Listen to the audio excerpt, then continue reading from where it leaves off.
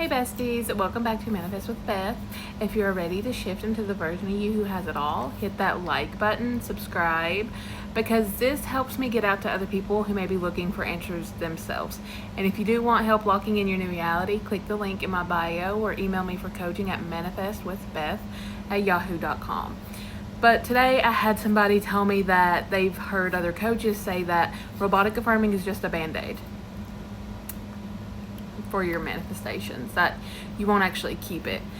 And I'm going to explain why that's false and why that's just their assumption about it, because I have used robotic affirming for everything and I have kept everything I've manifested.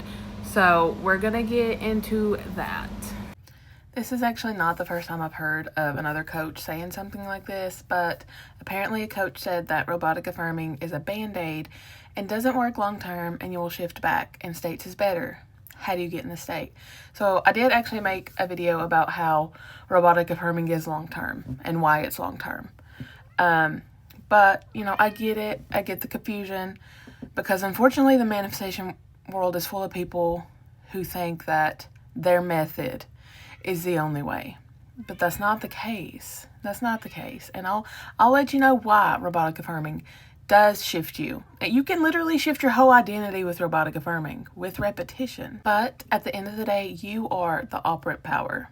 That means the only thing that matters is what works for you. Robotic affirming works for me. So, it works for other people too. Some people do love robotic affirming because it helps them saturate their mind and override the old stories. Others prefer visualizing or scripting or getting into the state. There's no one size fits all with manifestation, guys. Now, about robotic affirming being a band-aid, that is just somebody's assumption. If you assume robotic affirming is rewiring your subconscious and locking in your new identity, then that's what it will do. But it's also scientific. Repetition creates belief. Belief creates identity. Identity creates reality. It's literally scientific, and I have gotten to the scientific of it before. Joe Dispenza talks about once you start thinking a new thought, it automatically starts creating a new neural pathway. The more you repeat, the more you create this belief, and eventually it's going to fully create the new neural pathway, creating a new belief. So it is absolutely scientific. That is why robotic affirming works. The repetition, the mental rehearsal, creates a new belief. You can completely shift your identity with this, guys. But when it comes to states, no one is walking around in one state 24/7 like a Zen monk. You shift naturally all day long. And affirming is one way to guide those shifts deliberately. So that's why I do it. So I do use affirming to kind of guide my mind back into the state. It's like a child. When it starts to wander off, you got it back to where you do want it to be. Don't be hard on it. Be patient. Be kind. Eventually, it will stop wandering so much. So instead of worrying about what works better, ask yourself what feels easiest for me to repeat until it becomes natural. That's your magic sauce. But I will give some ways to get into the state, which is embodying the version of you who already has this desire. Inner conversations is a big one. It's how you talk to yourself during the day. So you want to talk to yourself as if you already have your desire. So if you are trying to expand your business, maybe you would talk to yourself like, I love how my clients find me so easily. The business really exploded quickly. This naturally shifts you into the identity of the version of you who's already successful and has an amazing business. You can do visualization. You just loop a scene over and over. You pick a short 5 to 10 second scene that implies it's done. Like for the business, like checking your emails and, seeing all the sales you've made or reading a congrats message. Replay that scene in your mind over and over, especially before sleep. That's SATs. That's powerful. Robotic affirming, of course. This does count. This does count. So repeating affirmations like, I always make so many sales a day. Now, I make 100 sales a day. My business is in high demand.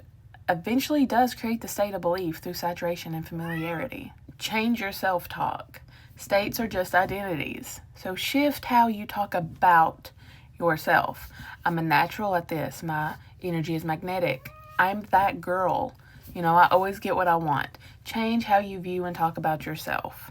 Embodiment through action. Even small actions can help you lock in this state. So you want this successful business, maybe you design a new service page, update your logo, or create a thank you for your order email. Not because you need to hustle, but because this is what the version of you would naturally be doing. Not forcing it, but just naturally be doing. And then feeling through imagination, not emotion. You don't need to force emotions, it's okay. But try feeling the tone or knowingness of it being done. Like, how do you know you own your phone? You don't get excited about it all day. You just know it's yours. That's the state. So I'm going to use the Amazon package example. You buy something off Amazon. You know it's yours. You just know it's yours. You bought it. You know it's on the way. Okay? You don't think about it 24/7. You don't ask how it's going to get here, when it's going to get here. You don't doubt it's going to get here. You order the package. You know it's yours. You know it's on your way. Even if it's not physically in your hands at this moment, you know it will be. So that's kind of like the knowing state. You just know it's yours. It has always been easier for me personally to just robotically affirm instead of trying to embody the version of myself who has it. But yes, eventually when we create this assumption, it'll create a belief and, you know, we will become this new identity. I have used robotic affirming for every single thing I've gotten and I have kept them. It's not been a band-aid. Like my eviction, I'm still here a year later. It wasn't a quick fix for nothing. You know, it fixed I did have a belief that I used to move around a lot. Like sorry, my cat. I used to never really settle down. I was constantly moving. So yeah, I feel like that's kind of why it happened. But I fixed that belief with that. Like, I'm like, this is my home now. This is where I'm going to stay. I don't have to leave. You know, I fixed that belief with the repetition. So it's not just a quick fix unless you think it's a quick fix. And if you think it's a quick fix, then unfortunately that's how it's going to be. Now with SPs, I do think that people do use robotic affirming just to get it and then they don't work on self-concept and then they lose it. So with SP, I do recommend working on self-concept.